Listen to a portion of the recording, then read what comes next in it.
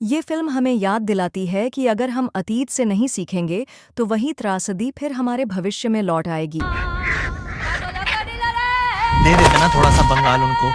ये फिल्म सिर्फ देखी नहीं जाती बल्कि इसे जिया जाता है, क्योंकि ये हमारी भूली बिसरी सच्चाई को सामने लाती है। फिल्म द बंगाल फाइल्स सिर्फ एक सिनेमाई कृति नहीं है, बल्कि यह उस इतिहास का आईना है जिसे सालों से दबा दिया गया, तोड़ा मरोड़ा गया और भुला दिया गया। जब भी भारत के बंटवारे की कहानी सुनाई गई तो ज्यादातर ध्यान पंजाब की त्रासदी पर केंद्रित रहा। वहाँ के दर्द को दिखाया गया, लेकिन बंगाल के जख्मों को नजरअंदाज कर दिया गया। पश्चिम की तरफ हमें रुलाया गया, लेकिन पूर्व की तरफ के घावों को ढक कर छोड़ दिया गया। द बंगाल फाइल्स उसी भूले बिसरे इतिहास पर रोशनी डालती है, सन 1946 के ग्रेट कलकत्ता किलिंग्स और नोआखली दंगों पर। ये सिर्फ दंगे नहीं थे, बल्कि हिंदू समाज के खिलाफ एक सुनियोजित नरसंहार था। फिल्म ये याद दिलाती है कि ये दर्द इतिहास की किताबों में दबा हुआ कोई छोटा सा फुटनोट नहीं, बल्कि आज भी समाज की रगों में धड़कता जख्म है। विवेक अग्निहोत्री ने इस फिल्म को बेहद सोच समझकर गढ़ा है। एक तरफ आज के समय की इन्वेस्टिगेशन स्टोरी है, तो दूसरी तरफ फ्लैशबैक के जरिए इतिहास की सच्चाई दिखाई जाती है। यह तरीका हमें बताता है कि अतीत बीत नहीं गया है।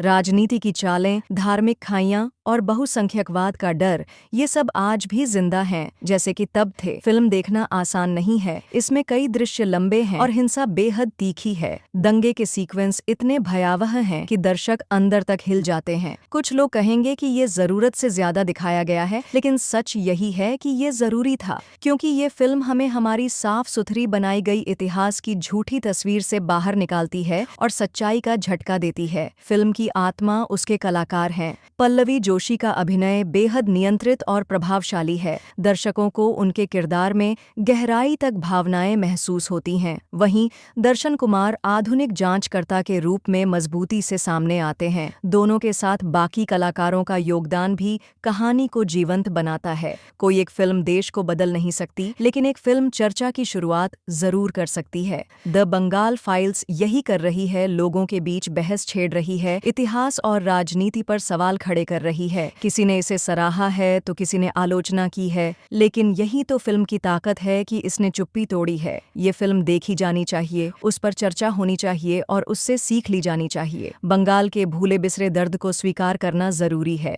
तभी हम आगे बढ़ सकते हैं और यकीन दिला सकते हैं कि ऐसा अत्याचार फिर कभी न दोहराया जाए।